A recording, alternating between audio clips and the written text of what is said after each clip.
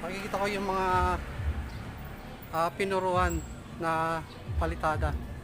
Ayan o, kita yung nagbabakbak na yung puro yung pintura nya. Ayan o, tingnan nyo. Ayan o, mula sa taas hanggang baba. Ayan o, naglobohan siya. Kailangan kasi hindi nyo kailangan puruhan yung palitada nyo. Para pag pinturahan yung flexible, kapit na kapit siya.